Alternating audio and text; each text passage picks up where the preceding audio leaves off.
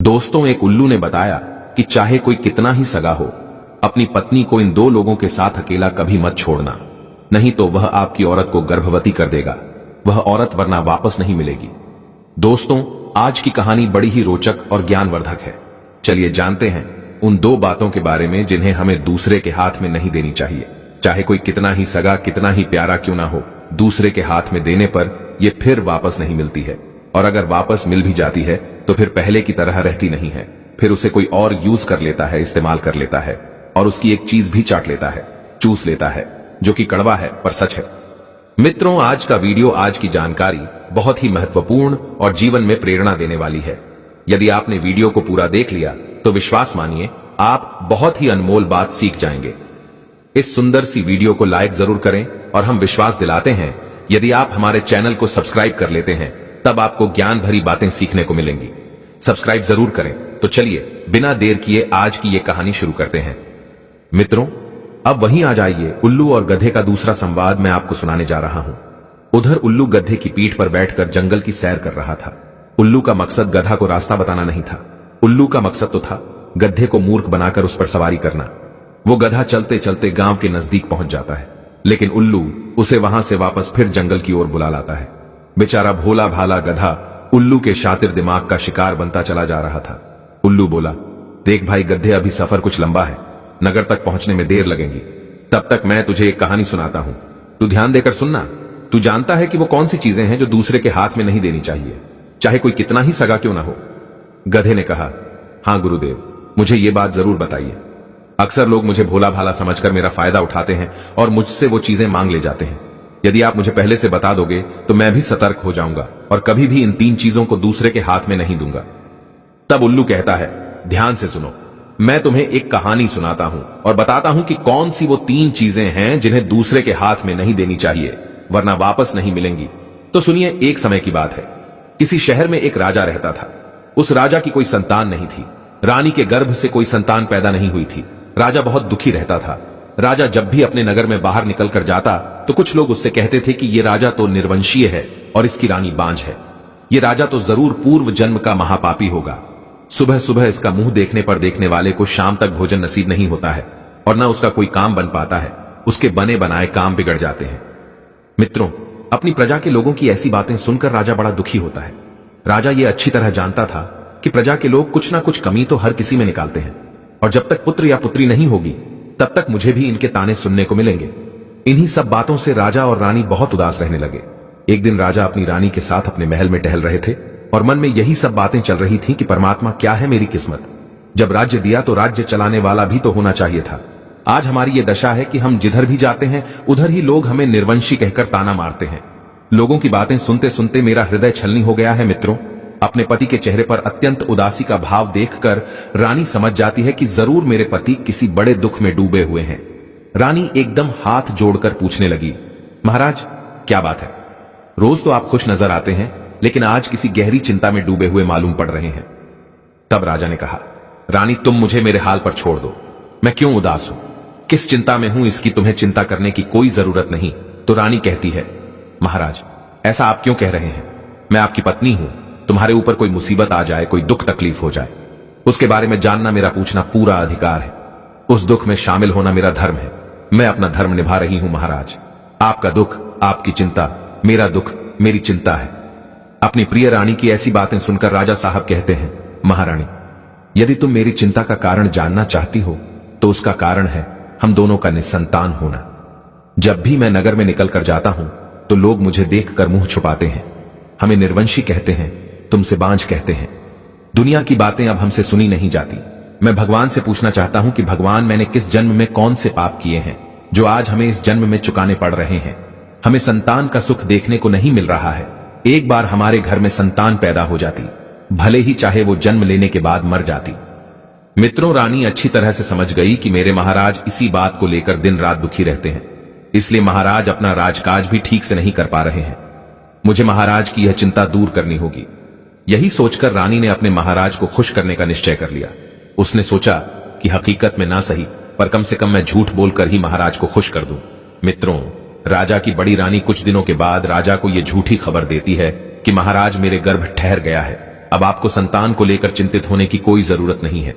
अब बहुत जल्द ही हमारे महल में एक नन्हा सा बालक खेलेगा। अतिशीघ्र हमारे आंगन में घुटनों के बल चलकर एक छोटा सा बच्चा हमारी गोद में आएगा। अब कोई भी आपको निर्वंशीय और मुझे बांझ नहीं कहेगा। जल्द ही हमारे राज्य के लिए एक उत्तराधिकारी मिलने वाला है। दर्शक बंधुओं, रानी की यह बात राजा के मृतक शरीर में प्राण डालने जैसी थी। राजा एकदम चौंकते हुए कहने लगा, रानी ये तुम क्या कह रही हो? कहीं तुम झूठ तो नहीं बोल रही? रानी ने कहा, नहीं महाराज, ये सच है कि मेरे गर्भ है। भला इस बारे में मैं आपसे झूठ क्यों कहूंगी? मेरा विश्वास कीजिए। मित्रों, राजा को अपनी रानी की बात पर विश्वास हो जाता है और वो एकदम से खुश हो जाता है। उसके चेहरे पर खुशी की लहर दौड़ने लगती है। वो खुशी में जाकर दरबार में दान लुटाता है और ये घोषणा करता है कि उसकी रानी गर्भवती है। बहुत जल्द उसके घर में एक बच्चे की किलकारी गूंजने वाली है। राजा के पूरे नगर में यह खबर फैल गई कि राजा के घर में राजा की बड़ी रानी गर्भवती है और जल्द ही किसी बच्चे को जन्म देने वाली है। दर्शक बंधुओं, इधर क्या होता है? धीरे धीरे समय बीतता चला गया और इधर जैसे जैसे समय बीतता गया वैसे वैसे रानी की चिंताएं बढ़ती गईं। वो अपने पेट से कपड़े बांधकर रहती थी। जब 9 महीने का समय पूरा हो गया तो रानी और भी ज्यादा घबराने लगी कि अब क्या होगा। मैंने तो अपने महाराज को खुश करने के लिए सिर्फ उनसे झूठ बोला था। अब मैं उन्हें बच्चा कहां से दिखाऊंगी? अगर आज मैंने उन्हें सच बता दिया तो महाराज मेरा यह झूठ बर्दाश्त नहीं कर पाएंगे। वे मुझे मार भी सकते हैं और स्वयं भी अपने आप को नुकसान पहुंचा सकते हैं। रानी ऐसी बात को सोच सोचकर बेचैन हुई जा रही थी कि अब मैं क्या करूंगी। रानी ये सोच सोचकर के बहुत दुखी थी और भगवान से प्रार्थना कर रही थी कि हे प्रभु, हमारी और हमारे महाराज की रक्षा करना। हमें कोई ऐसी युक्ति सुझाव देना जिससे हमारी लाज बच जाए और महाराज के प्राण भी, क्योंकि आप तो जानते ही हो भगवान, मैंने ये सब महाराज को प्रसन्न करने के लिए कोरा झूठ बोला है। मित्रों, रानी की एक बहुत ही प्रिय दासी थी। रानी ने उस दासी से कहा, बहन, अगर तुम मेरा साथ दो तो मैं महाराज को कुछ दिन तक झूठ बोलकर बहलाकर खुश रखने का प्रयास करूंगी। मित्र, ये बात दासी पहले से जानती थी कि रानी की कोख में कोई बच्चा नहीं है। दासी के दोनों हाथ अपने हाथों में पकड़कर रानी उसे मनाने लगी। कहने लगी, मेरी प्यारी बहन, यदि तुम मेरा साथ दोगी तो मैं महाराज की खुशी जिंदा रखूंगी। मित्रों, दासी रानी के काम को करने में सहमत हो जाती है और कहती है, रानी जी, आप जैसा बताओगी मैं वैसा करने को तैयार हूं। आपका यह गुप्त रहस्य सदैव गुप्त रहेगा। इसकी भनक किसी को भी नहीं लगेंगी। चाहे मेरी जान क्यों न चली जाए, पर मैं ये भेद राजा साहब को कभी नहीं बताऊंगी कि आपने राजा साहब से झूठ बोला है। अपनी दासी से सलाह मशवरा करने के बाद में रानी ने राजा साहब को झूठी खबर भिजवाई। दासी ने जाकर राजा को यह खबर दी कि महाराज बधाई हो, बड़ी रानी ने एक बड़े ही सुंदर पुत्र को जन्म दिया है। मित्रों, पर वहां तो पुत्र का कोई नामो निशान तक नहीं था। केवल राजा को खुश करने के लिए यह सब किया जा रहा था। झूठ पर झूठ रानी परोसे जा रही थी। राजा ने सुना कि हमारी बड़ी रानी ने एक बेटे को जन्म दिया है तो खुशी के मारे फूला नहीं समाया। राजा ने अपने दरबार में यह घोषणा कर दी। पूरी खबर पूरे नगर में फैला दी। राजा की व्याकुलता अपने बच्चे को देखने के लिए बढ़ती जा रही थी। राजा एकदम से पुत्र को देखने के लिए महलों की तरफ दौड़ पड़े।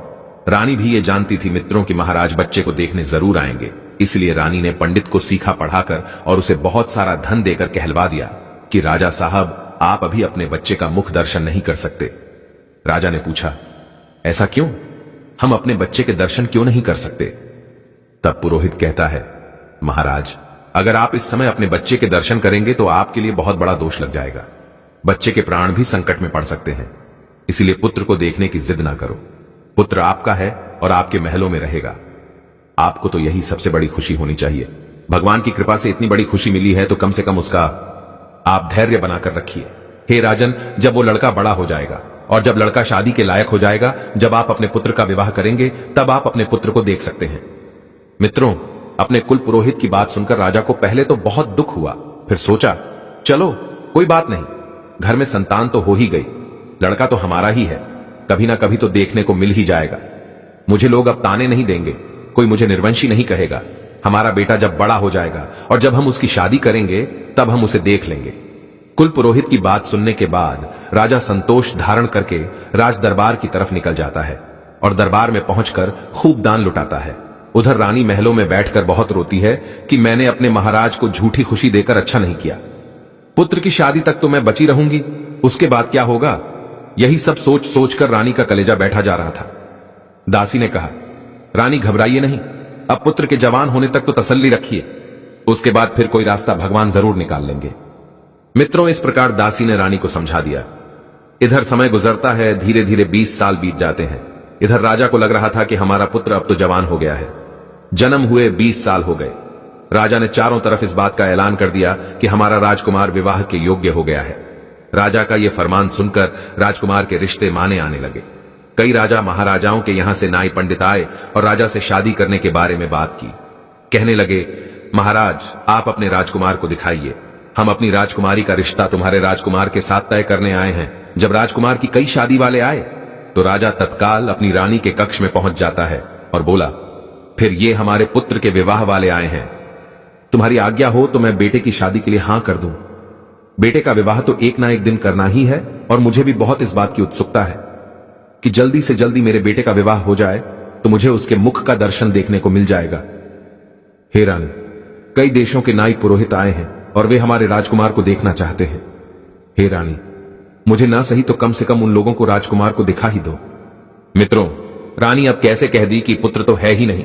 अब तो रानी ने फिर बहाना बना दिया, फिर झूठ बोल दिया। महाराज आपकी ये बात सही है, क्योंकि रिश्ता करने वाले जब लोग आएंगे तो उनको लड़का तो दिखाना ही पड़ेगा, लेकिन एक बात बहुत बड़ी है। राजा कहने लगे, वो कौन सी? तब रानी ने कहा, महाराज क्षमा करना, हमारे कुल पुरोहित का कहना है।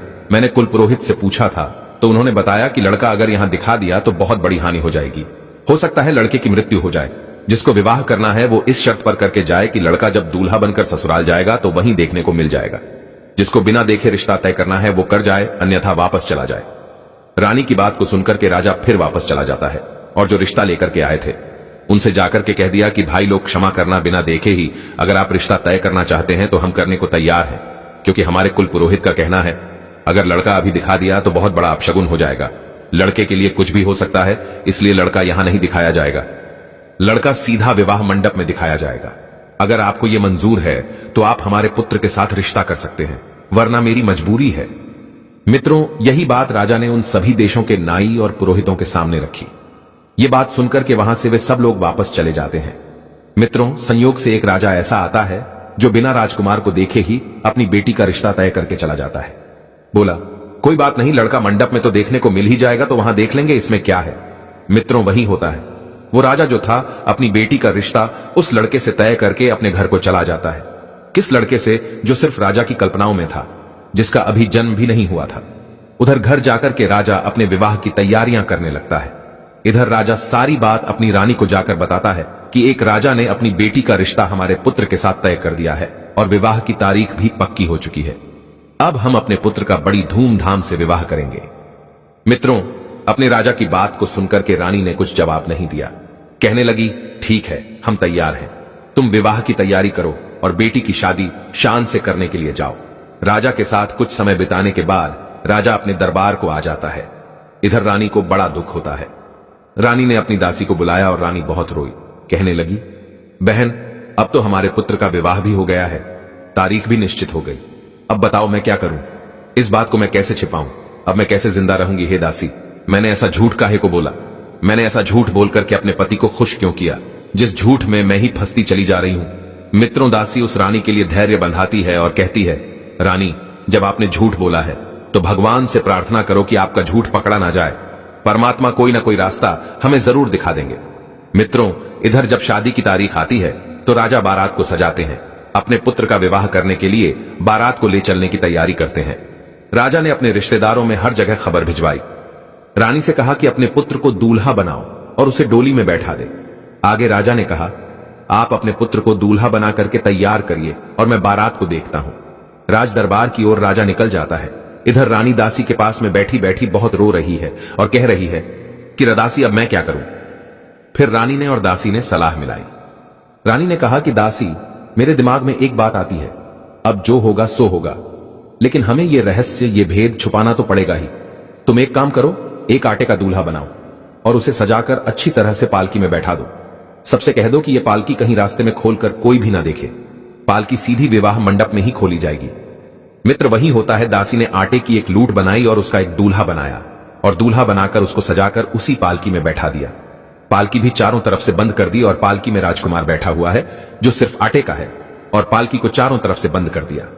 इधर बड़ी धूमधाम से महाराज बारात के साथ प्रस्थान करते हैं और इधर वो पालकी लेकर कहार चलते हैं। रानी ने कहलवा दिया था कि कोई भी पालकी को खोलकर नहीं देखेगा। महाराज से भी कह दिया कि इस पालकी का ध्यान रखना, इस पालकी को कोई भी रास्ते में नहीं खोले। अगर किसी ने इसे खोलकर देख लिया तो महाराज आपके पुत्र की मृत्यु भी हो सकती है। यह कुल पुरोहित का कहना है। जवाब दिया, ठीक है। राजा इस बात को मित्रों तैयार हो जाता है और सबको सूचित कर देता है कि हमारी पालकी को रास्ते में कोई खोल कर नहीं देखेगा। 4 कहार उस पालकी को उठाते हैं और बारात के साथ उसे लेकर चलने लगते हैं। चलते चलते जब बारात एक जंगल से होकर गुजरती है, काफी लंबा सफर चलकर आई थी, इसलिए सभी सेना बाराती थक चुके थे। तो उन्होंने सोचा कि चलो थोड़ी देर वृक्ष के पास विश्राम कर लेते हैं। राजा ने बारातियों को आदेश दिया कि पालकी को यहीं रख दो और विश्राम करने के बाद में थोड़ी देर के बाद फिर यहां से आगे को बढ़ेंगे।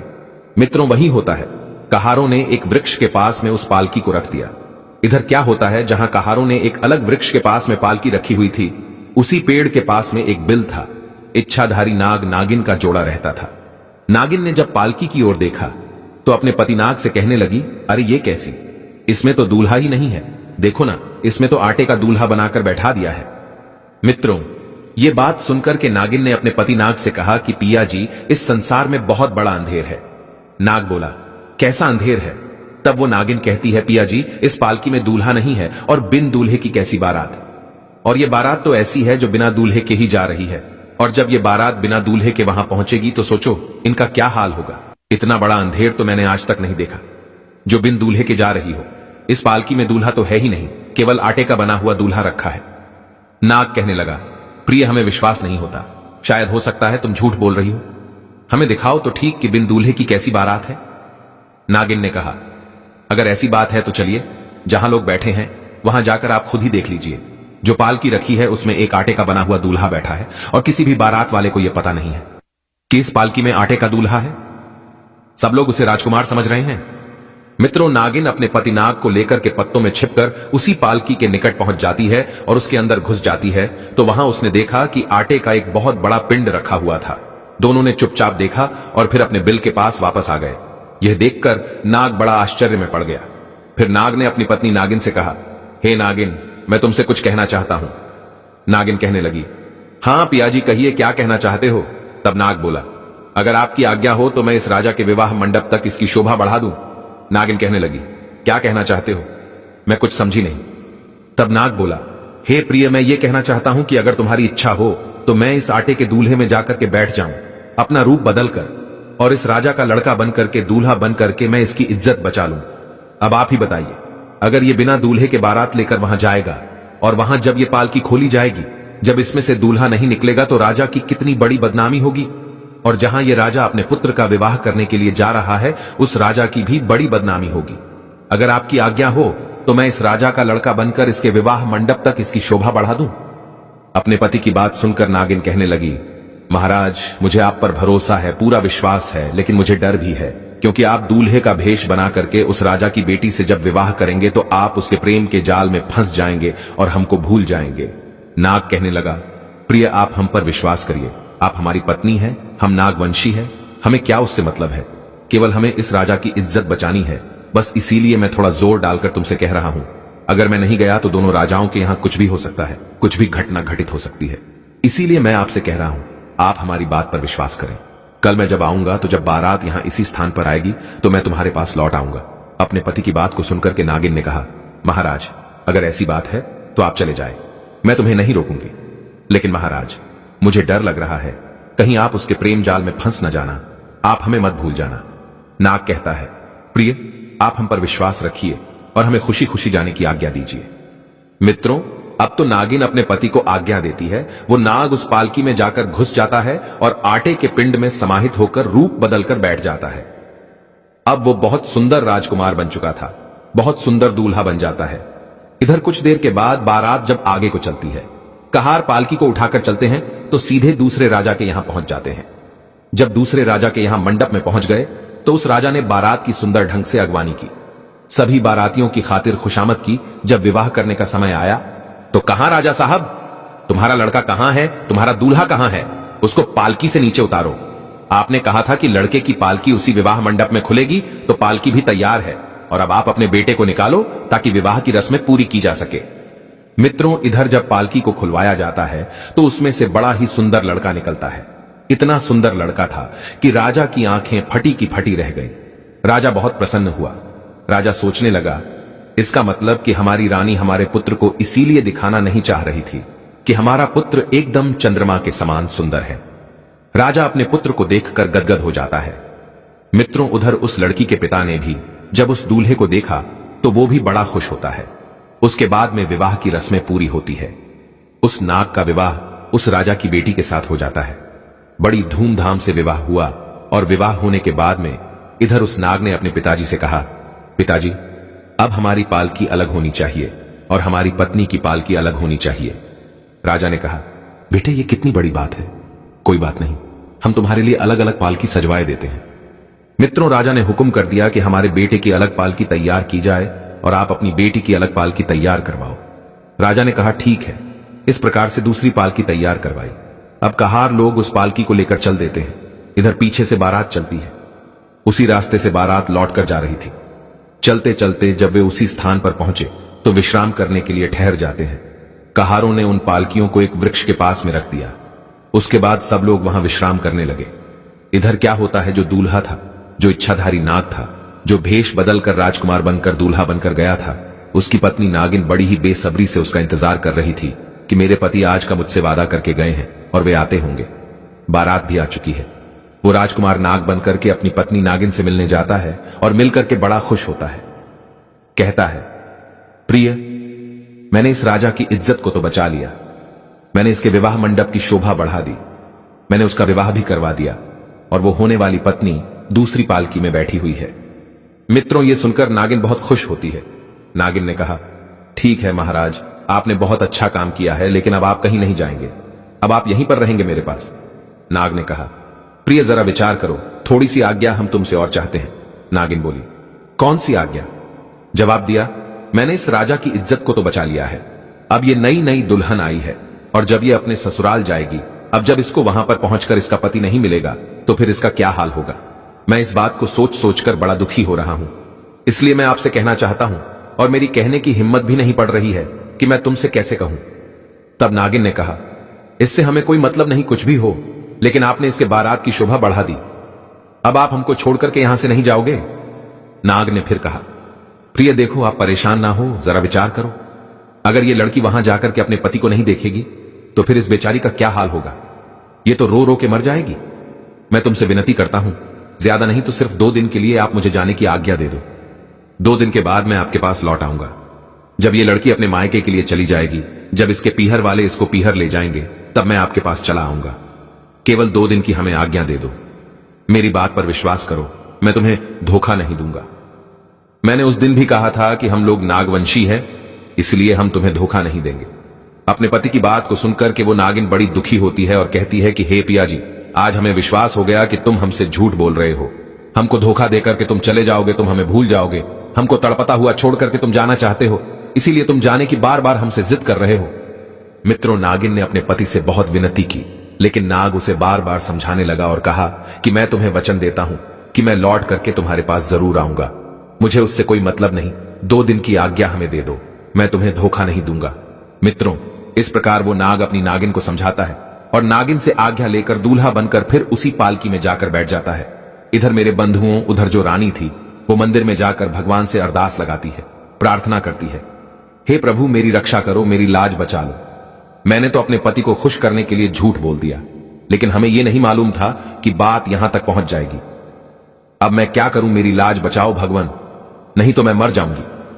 मित्रों, इस तरीके से पूरी रात उस रानी ने रोते रोते उस मंदिर में निकाल दी। सवेरा हो गया, दिन निकल आया, लेकिन रानी अकेली उस मंदिर में बैठी रोती रही। मित्रों, यह बात केवल दासी को मालूम थी कि रानी कहां है, किसी को नहीं मालूम थी। इधर राजा अपनी पुत्र वधू और पुत्र की पालकी को लेकर अपने घर आता है, और इधर जब दासियों ने, दरबारियों ने देखा, उस पुत्र को देखा, तो वे सब लोग उसे देखकर बहुत प्रसन्न हुए। सोचने लगे कि रानी इसीलिए अपने पुत्र को नहीं दिखाना चाहती थी, क्योंकि उसका पुत्र बहुत सुंदर है। जब उस दासी ने देखा कि राजा का पुत्र भी आया हुआ है, उसे तो मालूम ही था कि रानी का कोई पुत्र नहीं है।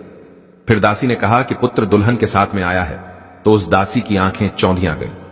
वो आश्चर्य में पड़ गई, उसके लिए भी खुशी का कोई ठिकाना नहीं था।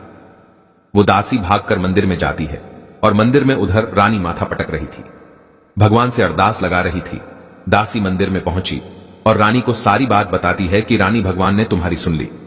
तुम्हारी पुत्र वधू तुम्हारे पुत्र के साथ ब्याही है और तुम्हारा पुत्र बहुत सुंदर है, सब उसे देखने के लिए आए हैं। मित्रों, रानी ने जब अपनी दासी के मुख से यह बात सुनी तो वो बार बार भगवान को धन्यवाद करने लगी।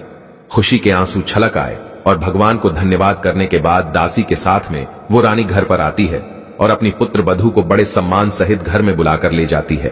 अपने बेटे को सीने से लगा लेती है, कलेजे से चिपका लेती है, क्योंकि उसने तो झूठ बोला था। उसने सोचा ये प्रभु का प्रसाद है। मित्रों, उस राजा के लिए खुशी का कोई ठिकाना नहीं था।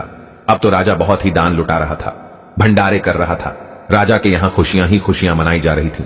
अब वो नाग जो दूल्हा बनकर के आया था, उस लड़की का पति बनकर के जो आया था, वो धीरे धीरे उस लड़की के प्रेम जाल में फंस जाता है। उस लड़की के प्रेम में फंसकर धीरे धीरे वो अपनी नागिन को भूलने लगता है। 2 दिन की कहकर आया था, यहां तो महीनों से बीत गई, लेकिन वो लौटकर अपनी नागिन के पास नहीं पहुंचा। उसने अपनी इच्छाधारी नागिन को भुला दिया। उसके प्रेम जाल में वो इतना फंस गया, वो अपनी नागिन को बिल्कुल भूल चुका था। इधर जब 2 महीने का समय हो जाता है, नाग लौटकर अपनी नागिन के पास नहीं आता है, तो बेचारी नागिन इंतजार करते करते जंगलों में भटकती है, ढूंढती फिर रही है कि हमारा पति अभी तक क्यों नहीं आया। इंतजार करते करते जब 2 महीने बीत गए तो नागिन को बड़ा दुख होता है और वो नागिन क्रोधित होकर उस राजा के घर को चल देती है। सोचती जा रही थी कि मैं उसे जिंदा नहीं छोड़ूंगी, उस स्त्री को और अपने पति को भी जीवित नहीं छोड़ूंगी। ऐसा विचार करके वो नागिन उस जंगल में भटकती हुई जा रही थी। उधर मित्रों क्या हुआ, वो नाग जानता था कि वो नागिन मुझे ढूंढती हुई यहां तक जरूर आएगी, इसीलिए उसने अपने पिता से कहकर राजमहल के चारों ओर बड़ी सी गहरी सी खाई खुदवा दी थी और उसमें पानी भरवा दिया। राजा ने पूछा, बेटा ऐसा क्यों? तो राजकुमार ने कहा, पिताजी हम अपने महल की सुरक्षा के लिए ऐसा करवा रहे हैं। अब तो महल के चारों ओर खाई खुदवा दी गई, उसमें जल भरवा दिया। वो इच्छाधारी नाग विचार करता है कि हमारी नागिन शायद अब महल के अंदर नहीं आ पाएगी। वो उस लड़की के प्रेम में इस कदर फंस गया था कि अब वो वहां से जाना ही नहीं चाहता था। सोचता था कि इतनी सुंदर पत्नी मिली है, अब इसके साथ ही पूरी जिंदगी बताऊंगा, क्योंकि यहां के जो मां बाप है वो भी मुझे बहुत प्रेम करते हैं। अगर मैं चला जाऊंगा तो ये लोग कैसे रहेंगे और ये बेचारी कैसे रहेगी।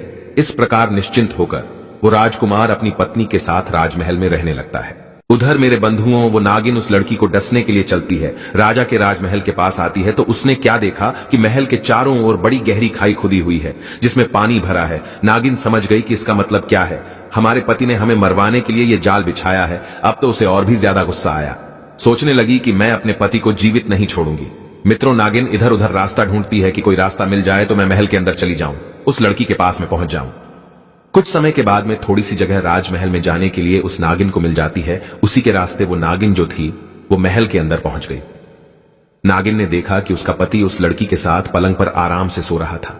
नागिन जब वहां पहुंची और अपने पति को उस लड़की के पास में सोता हुआ देखा तो उसके क्रोध का कोई ठिकाना नहीं रहा, जो गुस्से में सोचने लगी, क्यों ना इन दोनों को ही मैं खा जाऊं। लेकिन फिर वो सोचती है, ये जोड़ी कितनी सुंदर है, मैं इस जोड़ी को कैसे खत्म करूं।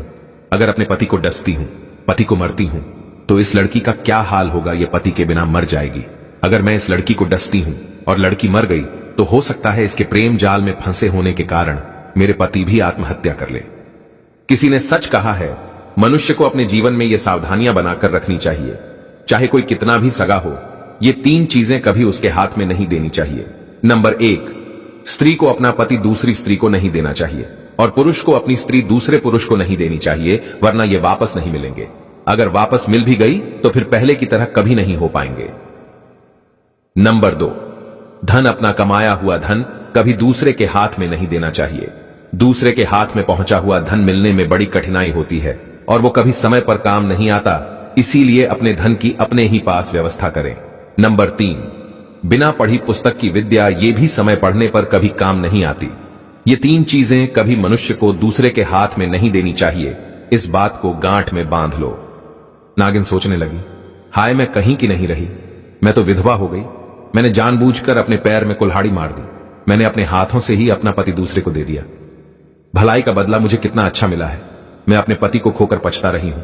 कहीं ऐसा ना हो कि दूसरी लड़की भी विधवा हो जाए, कहीं ऐसा ना हो कि हमारा पति मर जाए। दोस्तों, ये विचार करने के बाद में वो नागिन अपने पति को डसने का और उस लड़की को डसने का विचार बदल देती है। नागिन ने सोचा कि मैं यहीं पर फन पटक पटक कर अपनी जान दे देती हूं। दोस्तों, नागिन ने पलंग के पास में ही अपना फन पटक पटक कर जान दे दी। जब वो नागिन मर जाती है और इधर सवेरा होता है तो सवेरा होते ही वो नाग जो अपनी पत्नी के साथ सोया हुआ था, वो उठ करके बिना कुछ देखे ही काम करने के लिए लड़की चली जाती है। और इधर नाग जब उठता है और जैसे ही उठता है उसकी नजर उसी नागिन पर पहुंच जाती है जो पलंग के नीचे मरी हुई पड़ी थी। अपनी नागिन को देखकर वो नाग एकदम अंदर से बहुत दुखी होता है, रोने लगता है, पछताने लगता है और उसे उठाकर बार बार एक ही शब्द कहने लगा, मेरी प्राण प्यारी, मुझे क्षमा कर दो, मुझसे बहुत भूल हो गई। मुझे क्या मालूम था कि तुम मर जाओगी और मरते मरते तुमने मुझसे कुछ कहा भी नहीं। गलती तो सब मेरी है कि मैं इस लड़की के प्रेम में पड़कर मैंने तुमको भुला दिया, लेकिन तुमने अपना वास्तविक प्रेम निभाया, तुमने प्रेम में जान दे दी, लेकिन हम दोनों में से किसी को मारने की नहीं सोची। मित्रों, नागिन को गर्दन में डालकर वो लड़का, वो नाग पागलों की तरह इधर उधर घूमने लगता है। रोता हुआ वो इधर उधर भटक रहा था। उधर गधे की पीठ पर बैठा हुआ उल्लू कहता है कि हे गधे, इस प्रकार से वो राजकुमार बना हुआ नाग पागलों की तरह हे प्यारी करता हुआ रोता घूम रहा था। उल्लू बोला, हे गधे भाई, इसलिए मनुष्य को ये 3 चीजें कभी दूसरे के हाथ में नहीं देनी चाहिए। गधा कहने लगा, गुरुदेव, आपकी कहानी वास्तव में बड़ी रोचक थी और आपकी कहानी से बहुत ज्ञान सीखने को मिला है। सफर भी बहुत अच्छा कटा है। अब ये बताइए कि नगर के नजदीक पहुंच पाए हैं कि नहीं। तो उल्लू कहने लगा, गधे भाई, क्या बताएं, हम तो तुम्हें कहानी सुनाने में लगे रहे, इसलिए हमें कुछ ध्यान नहीं रहा। अब हम दूसरे रास्ते पर आ गए हैं, थोड़ा विश्राम कर लो, फिर आगे के लिए चलेंगे। मित्रों, इस प्रकार से वो उल्लू उस गधे को जंगल में गोल गोल घुमाए जा रहा था। गधे का और उल्लू का सफर कहां तक चलता है कहानियों के माध्यम से, मैं आपको आगे पहुंचाऊंगा। मिलते हैं आपसे उल्लू और गधे के संवाद में तीसरी कहानी में। इंतजार कीजिए। आप सभी का बहुत बहुत धन्यवाद। जय श्री कृष्ण।